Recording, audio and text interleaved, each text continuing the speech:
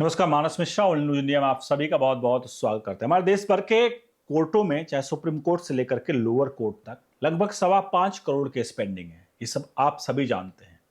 इन सब के बीच में मोदी सरकार ने एक बड़ा फैसला लिया देश में सुप्रीम कोर्ट के जजों को लेकर के। जो फैसला पीएमओ से, प्राइम मिनिस्टर ऑफिस से, उनके मंत्रिमंडल द्वारा वो करके फैसला लिया गया, जहां जजों की संख्या सुप्रीम कोर्ट के बढ़ाई गई। जो संख्या 34 थी वो संख्या बढ़ाकर 38 कर दी गई।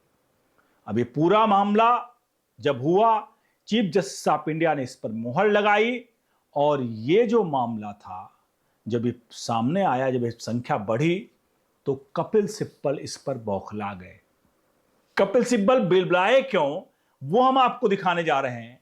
और एक सवाल यहां पर आपसे पूछते हैं, आज के वक्त में जहां पर अगर हम डेटा देखते हैं चीजों को, तो हमारे देश में जो जजों की संख्या है, केसेस के हिसाब से एक जज के ऊपर कई लाखों केस अगर पड़ते हैं, तो ऐसे में, मैं लोअर कोर्ट की बात कर रहा हूं, ऐसे में अगर जजों की संख्या बढ़ाई जा रही है तो किसी को आपत्ति क्यों हो रही है? कपिल सिब्बल ने, जो आज आपको दिखाने जा रहे हैं कि कपिल सिब्बल आपत्ति क्यों कर रहे हैं। आपका सवाल का जवाब अगर मैं आपको बताऊं तो अगर ये बताइए कि वो कोई वकील चाहता है कि उसके केस खत्म हो? सवाल का जवाब जरूर दीजिएगा। कोई वकील चाहता है कि उसके केस खत्म हो? वो चाहता है कि भैया केस लंबे लंबे खींचते जाएं, 1 तारीख, 2 तारीख, 3 तारीख, 4 तारीख। हमारे देश में अगर आज बात करें तो मैक्सिमम जो केसेज हैं, अगर वकील चाहे तो मुझे लगता है करोड़ों, मतलब लाखों में संख्या होगी। अगर वकील चाहें दोनों पक्षों को मिला करके, बिठा करके उस केस को खत्म कर दिया जाए, लेकिन वकील नहीं चाहता क्योंकि उसको फीस चाहिए। यही मसला अब आते हैं कपिल सिब्बल पर, इस पूरे प्रकरण पर, क्योंकि कपिल सिब्बल इस पूरे मामले में बीच में कूदे हैं। क्या कुछ हुआ है, आप सभी से चाहेंगे इस पूरे प्रकरण पर राय प्रतिक्रिया जरूर दीजिएगा। क्या जजों की संख्या 34 से 38 सुप्रीम कोर्ट में हुई? क्या ये संख्या और नहीं बढ़नी चाहिए? जबकि कपिल सिब्बल कह रहे हैं कि यही संख्या जो बढ़ाई गई वो बढ़ाई जाने की प्रक्रिया पर सवाल खड़े कर रहे हैं। चलिए आपको लिए चलते हैं पूरी खबर की तरफ, इस पर जवाब जरूर दीजिएगा। ये जो जजों की संख्या बढ़ाई गई है वो अध्यादेश लाकर बढ़ाई गई। अध्यादेश मतलब कि भैया जरूरत पड़ी और यहां पर जो है मोदी सरकार ने सीजीआई और उनसे कंसल्ट करके इसको जजों की संख्या को बढ़ा दिया। अब कपिल सिब्बल का कहना था कि इसको संसद में लाना चाहिए था, संसद में इस पर बहस होती, उसके बाद इस में जजों की संख्या को बढ़ाना चाहिए था। हम जब इसके राजनीतिक पहलू पर जाते हैं और पता करते हैं कि भाई अगर मान लीजिए मोदी सरकार ने अध्यादेश ला करके जजों की संख्या बढ़ा दी, तो क्या अगर यह संसद में लाती तो क्या इसका कोई राजनीतिक नफा नुकसान था? तो इसका जवाब मिलता है इसका कोई नफा नुकसान नहीं था। केवल एक बहस होती, एक औपचारिक बहस होती और जजों की संख्या बढ़ा दी जाती। इसमें कोई नफा नुकसान नहीं होता था। इसलिए मोदी सरकार ने जजों की संख्या बढ़ाई तो उसके लिए कोई हू हल्ला नहीं मचना चाहिए। लेकिन कपिल सिब्बल कह रहे हैं कि यह जो हुआ वो अलोकतांत्रिक हुआ और इस सरकार अलोकतांत्रिक कर रही है। अब इन सबके बीच में कपिल सिब्बल आखिरकार क्यों ऐसा कह रहे हैं?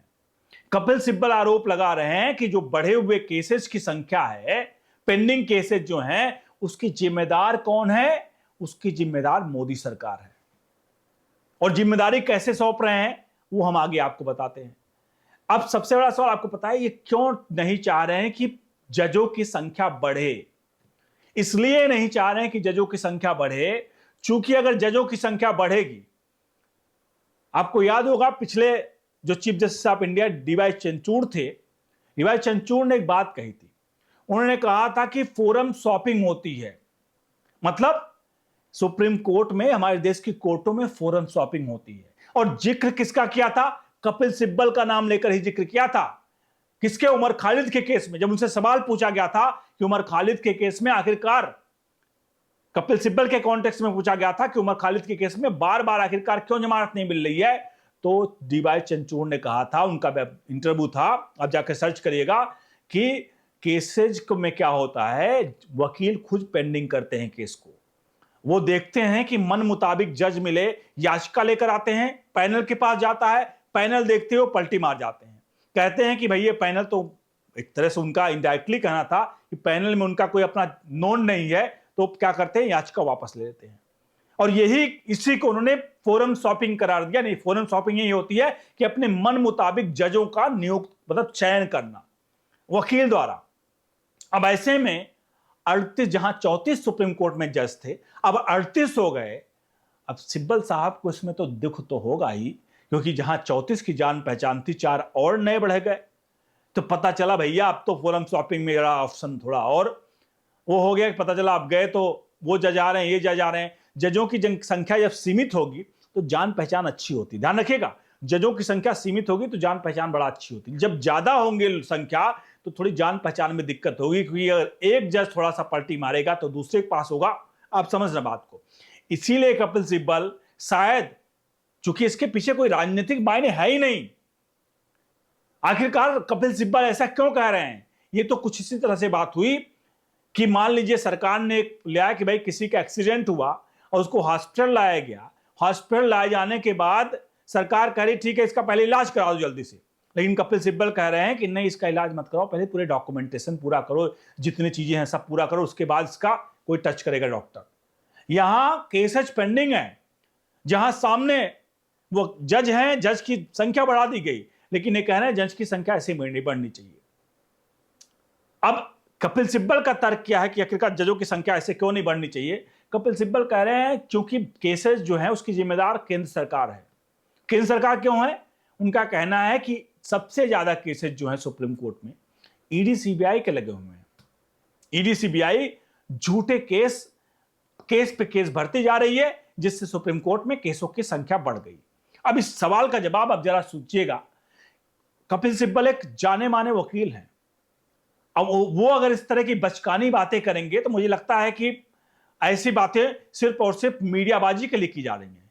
ऐसी बचकानी बातें प्रतिष्ठित वकील से नहीं की जानी चाहिए।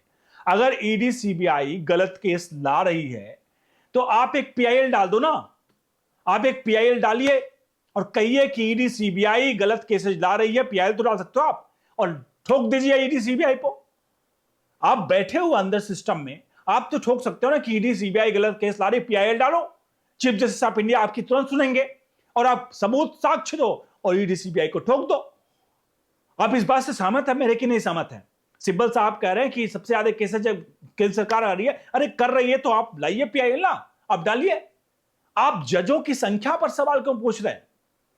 जजों की संख्या बढ़ाएगी, इसके राजनीतिक मायने कुछ भी नहीं है और आप भी जानते हैं। सिर्फ आपको यह दिक्कत है कि अगर जजों की संख्या बढ़ जाएगी तो केस का निपटारा जल्दी जल्दी हो जाएगा। केस का निपटारा जल्दी जल्दी हो जाएगा तो आपकी जो रोजी रोटी हो तो है ही। गांधी परिवार जिसके लिए आप बैटिंग करते हो पीछे से, वो गांधी परिवार कि केसेस का क्या होगा? पता चला जो 4-4 महीने 6-6 महीने साल बाद डेट आ रही है, वो पता चला हर दूसरे महीने यार हर महीने 15 दिन पे केसेस पड़ने लगे। पता चला साल भर में केस रफा दफा हो गया। तो कपिल साहब, सिब्बल साहब के लिए सबसे बड़ा ये है, जैसे कह रहे मैंने बताया कि डीवाई चंद्रचूड़ कह रहे थे कि वो मन मुताबिक जज चुनते हैं। अब जजों की संख्या ज्यादा होगी तो मान लीजिए मन मुताबिक जज चुनने का बारी आए तो एक बार एक याचिका लगी, पता लगा 10 दिन बाद फिर से लग गई या एक हफ्ते बाद ही लग गई। तो पता लगा पहला वाला पैनल भी नहीं पसंद आया, दूसरा पैनल भी नहीं पसंद आया, तीसरा भी नहीं पसंद आया। कब तक नहीं पसंद आएगा? जजों की संख्या बढ़ेगी तो जाहिर सी बात जल्दी जल्दी रेट मिलेंगे। यही कपिल सिब्बल का मेन ध्येय है कि भैया जजों की संख्या जो है वो ना बढ़े। लेकिन फिलहाल मोदी सरकार ने अध्यादेश ला करके 4 जजों की संख्या सुप्रीम कोर्ट में बढ़ा दी है। आपको क्या लगता है, जजों की संख्या बढ़नी चाहिए या नहीं बढ़नी चाहिए देश भर में? इसका जवाब दीजिए। क्या कपिल सिब्बल का यहां पर अप्रोच क्या वो सही है? बने रहिए न्यूज इंडिया के साथ। बहुत बहुत धन्यवाद।